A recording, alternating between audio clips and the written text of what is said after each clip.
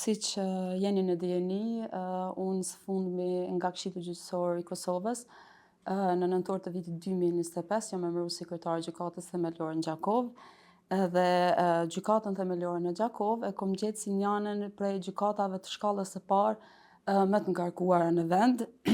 Nëse i referohem vitit 2025, gjykata themelore në Gjakov ka pranu 8.874 landë dhe ka kry 12.097 landë, që ka rezultu të jetë njëna prej gjykata më efikase në vend, me përqindje më të lartë kryerjeve të landëve për 138%.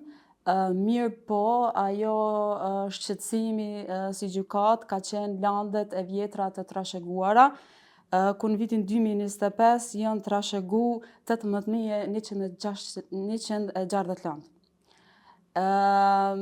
Kur flasim për landë e trasheguara dhe që rezulton të jetë shqetësimi jonë më i madh në punën tonë të përditshme, i referohemi përipëcive në vitet e fundit në për cilat ka kalu gjykata themelore në Gjakov.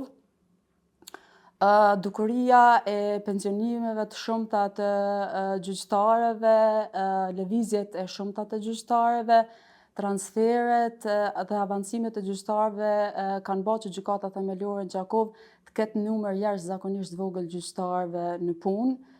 Mbajnë mend në vitin 2023-2024 vetëm në seli të gjykatës themelore në Gjakov janë pensionu 5 gjyqtarë, duke lënë Gjakov me një numër të jetë vogël gjyqtarëve.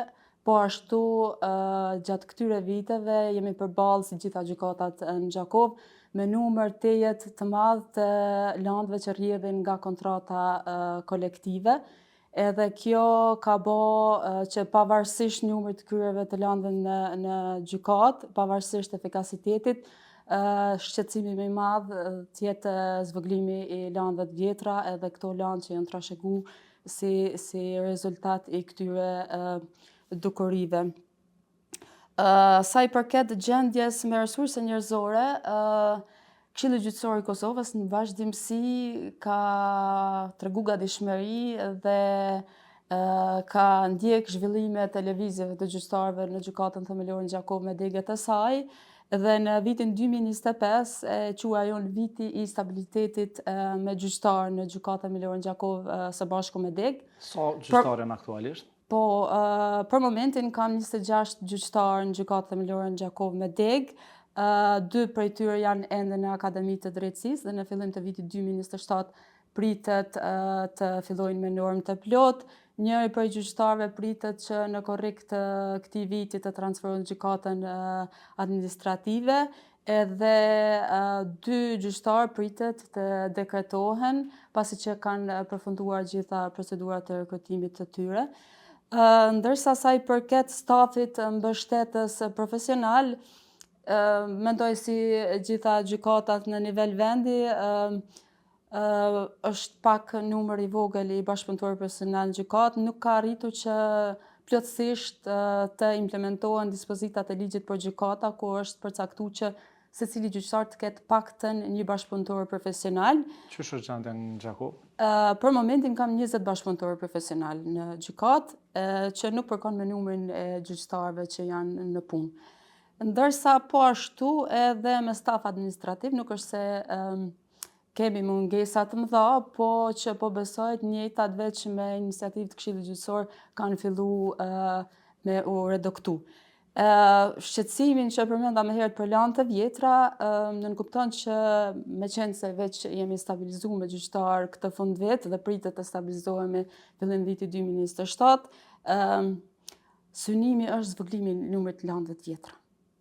Mbi ngarkesa që theksova më herët dhe numri i vogël i gjyqtarëve ka rezultu me një numër të madh landëve të vjetra të trashëguara.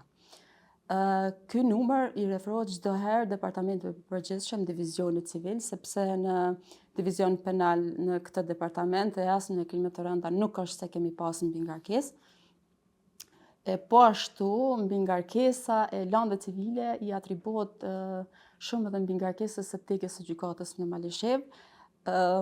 Dega gjykatës në Maleshev, si rezultat i lëvizjes që theksova më herët, ka operuar për një periudhë gjatë kohore vetëm me një gjyqtar civilist.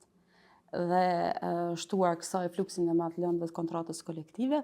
Tani me qenë se aty janë 3 gjyqtar, janë përdor me marrjen e mandatit tim, janë përdor disa modalitete në drejtim të zvogëlimit të lëndëve që rrjedhin nga kontrata kolektive, duke i ardhur në ndihmë të gjyqtarëve që më ju dhanë komoditet mi trajtu edhe lëndët e vjetra në procedurë, ashtu që 2 bashkëpunëtorë profesional përkohësisht janë transferuar nga selia e gjykatës në gjykatën themelore Dega në Malishev, edhe që ky transfer ju ka dalë në ndihmë gjyqtarëve veçanërisht për dhënien në punë edhe të lëndëve të vjetra, e që dhëna statistikore të muajve të fundit rezulton që ka qenë veprim i suksesshëm për Degën e gjykatës në Malishev.